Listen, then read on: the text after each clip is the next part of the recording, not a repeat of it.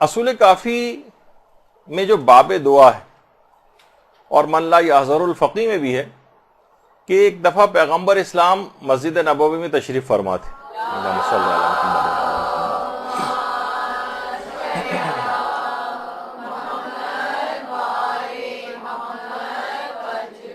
کہ ایک انتہائی بوڑھا شخص عصا کے سہارے سے مسجد نبوی کے اندر داخل ہوا۔ اچھا اب دیکھیے اس کے اندر ایک پیغام بھی ہمارے بوڑھے افراد کے لیے کہ عام طور پہ ریٹائرڈ اور بوڑھے حضرات جو ہیں آج کل جو نظر آ رہا ہے کہ زیادہ تر ٹی وی کے اوپر ڈرامے دیکھ رہے ہیں، انڈین ڈرامے دیکھ رہے ہیں، فلمیں دیکھ رہے ہیں اور اس طرح کی چیزوں کے اندر اپنے وقت کو لگاتے ہیں۔ وہ بہرحال وہ جو تھا بوڑھا، وہ پیغمبر اسلام کے پاس آئے، کہا یا رسول اللہ میں بہت بوڑھا اور کمزور ہو گیا ہوں، اب میں اعمال انجام نہیں دے سکتا، اب میں روزہ رکھنے سے معذور ہو گیا ہوں، بڑھاپے میں روزہ نہیں رکھا جاتا، جہاد سے میں معذور ہو گیا ہوں، مجھے کوئی ایسا عمل تعلیم فرمائیں کہ میں اپنی ان کمیوں کو پورا کر سکوں۔ اتنا زیادہ بوڑھا شخص اور اس طرح سے پیغمبر سے آ کر درخواست کر رہا۔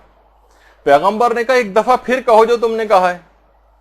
اس نے کہا یا رسول اللہ میں نماز، جہاد وغیرہ اب انجام نہیں دے سکتا ہوں، کوئی عمل ایسا بتائیے جس سے میں اپنی اس کمی کو پورا کر سکوں۔ رسول اللہ نے کہا ایک دفعہ دوبارہ اپنے کلمات کو دہرانا۔ اس نے پھر وہی کلمات دہرائے۔ پیغمبر نے کہا کہ میں نے تم سے ان کلمات کو دہرانے کے متعلق جو بات کہی تھی اس کی وجہ یہ تھی کہ جب تم یہ بات کہہ رہے تھے تو پروردگار کی رحمت جوش میں آ رہی تھی، اور کوئی اینٹ اور کوئی پتھر ایسا نہیں تھا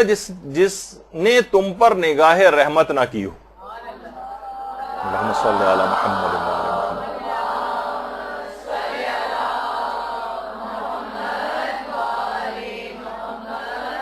دیکھیے بیچ میں روک کر یہ بات کہوں کہ بوڑھے عبادت گزار اشخاص خدا کے نزدیک بہت بلند مقام رکھتے ہیں،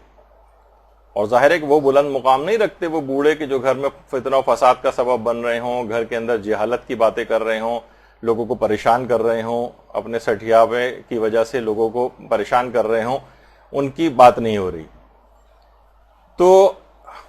روایات میں ہے کہ بوڑھا ایسے ہی جیسے گھر میں نبی ہوتا ہے، برکت کا سبب ہوتے ہیں بوڑھے، بلائیں ان سے ٹلتی ہیں، پروردگار کی رحمتیں نازل ہوتی ہیں جس گھر میں بھی بوڑھے افراد ہوتے ہیں۔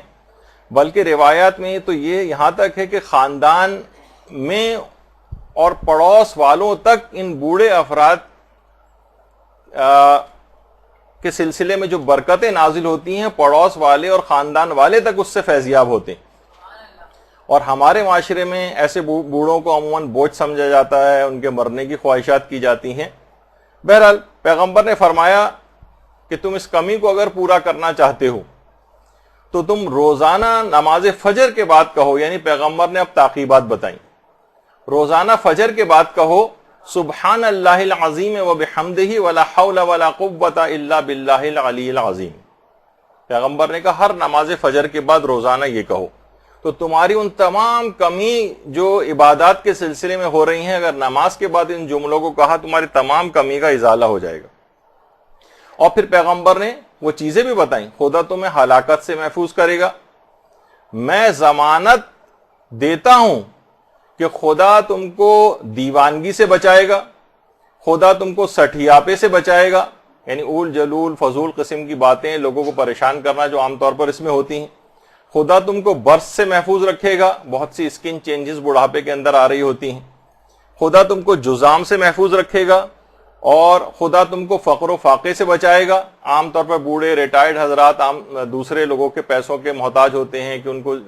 چیزیں چاہیے، دوائیں چاہیے فلاں، تو دوسرے لوگ ایسا پروردگار انتظام کرے گا کہ تمہیں دوسرے لوگوں کے دست نگر ہونے سے بچائے گا۔ اچھا بوڑھے کو اس کے اوپر قانع ہو جانا چاہیے تھا، پیغمبر نے اتنی ساری چیزیں اس کو بتا دی۔ اس بوڑھے کی بھی معرفت دیکھی، کہنے لگا یا رسول اللہ یہ تو دنیا کی باتیں ہو گئی، مجھے آخرت کے لیے بھی تو کچھ بتائیے۔ اب پیغمبر نے اس کے بعد تعقیبات میں وہ مشہور تعقیب بتائی جو آپ عام طور پر نمازوں کے اندر پڑھتی ہی ہیں۔ پیغمبر نے کہا ان جملوں کو نماز کے بعد کہا کرو، اللہم اہدنی من عندک وافض علی من فضلک وانشر علی من رحمتک وانزل علی من برکاتک۔ یہ عام طور پر پڑھی جاتی ہے، لیکن اس کا بیک گراؤنڈ لوگوں کو پتہ نہیں کہ پیغمبر نے کس موقع پر یہ کلمات ارشاد فرمائے تھے۔ تو آخرت کے لحاظ سے اتنی زیادہ پیغمبر نے کہا کہ اگر پیغمبر نے کہا میں تم کو بشارت دیتا ہوں کہ اگر تم نے ان جملوں کو نمازوں کے بعد پڑھا تو جنت کے 8 کے 8 دروازے تمہارے لیے کھل جائیں گے، جس دروازے سے چاہو جنت میں داخل ہو جانا۔